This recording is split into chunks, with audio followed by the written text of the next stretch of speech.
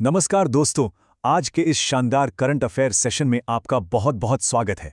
आज हम 2 मई 2026 की सबसे अहम खबरों को डिकोड करने वाले हैं। एकदम टू द पॉइंट और क्लियर तरीके से हम उन सभी महत्वपूर्ण घटनाक्रमों को समझेंगे जो हमारे आसपास की दुनिया को तेजी से बदल रहे हैं। तो चलिए ज्ञान को आसान और काफी हद तक रोचक बनाने के इस सफर की शुरुआत करते हैं। तो चलिए बिना देरी किए सीधे इसमें गोता लगाते हैं। आज की हमारी इस चर्चा का रोडमैप कुछ इस तरह रहेगा। सबसे पहले महत्वपूर्ण दिवस और राज्य स्थापना, फिर राष्ट्रीय और तकनीकी नवाचार, उसके बाद अंतर्राष्ट्रीय और पर्यावरण से जुड़े मुद्दे, और अंत में खेल जगत और प्रमुख नियुक्तियां। चलिए शुरू करते हैं। शुरुआत करते हैं हमारे पहले सेगमेंट से, महत्वपूर्ण दिवस और राज्य स्थापना। इतिहास के पन्नों में 1 मई की क्या अहमियत है, आइए इस पर बात करते हैं। आप सभी जानते हैं कि 1 मई को इंटरनेशनल लेबर डे यानी अंतर्राष्ट्रीय मजदूर दिवस मनाया जाता है, राइट? लेकिन क्या आपने कभी सोचा है कि इसकी शुरुआत आखिर हुई कहां से थी? दरअसल 1 मई 1886 को अमेरिका में 8 घंटे की शिफ्ट को लेकर एक बहुत बड़ा आंदोलन शुरू हुआ था। वहीं अगर हम भारत की बात करें तो हमारे यहाँ ये दिन पहली बार 1 मई 1923 को मद्रास में सेलिब्रेट किया गया था। ये सिर्फ एक तारीख नहीं है, बल्कि ये उन अधिकारों की याद दिलाता है जिन्हें आज हम टेक फॉर ग्रांटेड लेते हैं। और सुनिए, 1 मई सिर्फ लेबर डे तक ही सीमित नहीं है। भारत के 2 बहुत बड़े और प्रमुख राज्यों के लिए भी ये जश्न का दिन है। 1 मई 1960 को तत्कालीन बॉम्बे स्टेट का भाषा के आधार पर बंटवारा हुआ था और इसी से 2 नए राज्य अस्तित्व में आए, गुजरात और महाराष्ट्र। हाल ही में 1 मई 2026 को इन दोनों ही राज्यों ने अपना 66वां स्थापना दिवस मनाया है। भाषा और संस्कृति के आधार पर राज्यों के पुनर्गठन का ये एक क्लासिक उदाहरण है। अब चूंकि बात गुजरात की हो ही रही है, तो चलिए वहां के कुछ एकदम ताज़ा और बड़े डेवलपमेंट्स पर फटाफट नजर डाल लेते हैं। सबसे पहले साल 2030 के कॉमनवेल्थ गेम्स अहमदाबाद में होने जा रहे हैं। इसके अलावा धोलेरा में एक बड़े सेमीकंडक्टर फैब्रिकेशन प्लांट को मंजूरी मिल गई है।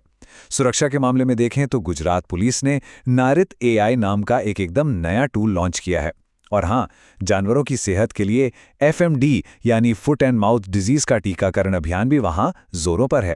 काफी कुछ हो रहा है वहां। चलिए अब आगे बढ़ते हैं हमारे दूसरे सेगमेंट की तरफ, राष्ट्रीय और तकनीकी नवाचार। देखते हैं कि मॉडर्न इंडिया में क्या नया और इनोवेटिव हो रहा है।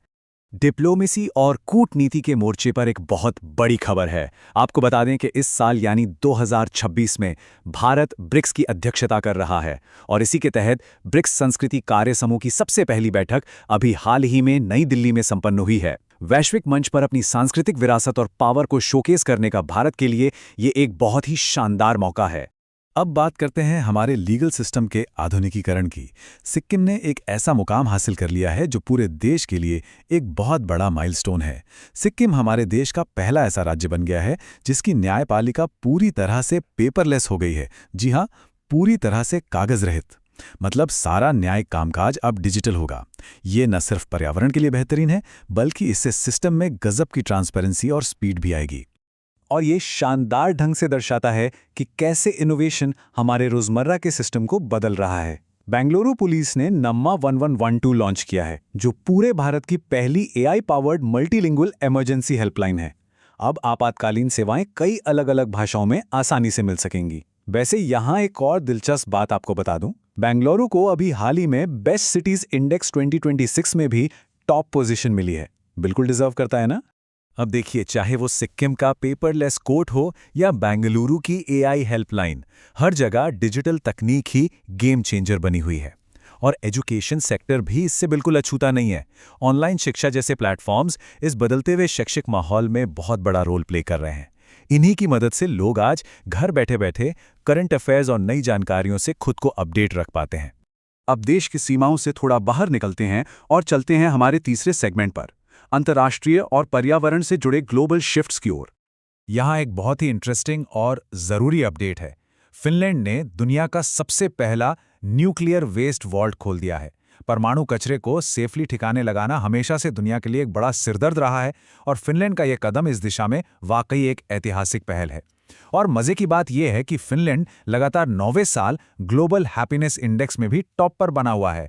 मतलब एनवायरनमेंट भी सेफ और लोग भी खुश। तो यहाँ सबसे महत्वपूर्ण बात यह है कि वन्यजीव संरक्षण में एक अकेला इंसान भी कितना बड़ा इंपैक्ट डाल सकता है। भारतीय वैज्ञानिक प्रवीण शेख को इंडियन स्किमर नाम के एक लुप्त प्राय पक्षी को बचाने में उनके कमाल के काम के लिए साल 2026 का प्रतिष्ठित व्हिटली अवार्ड दिया गया है।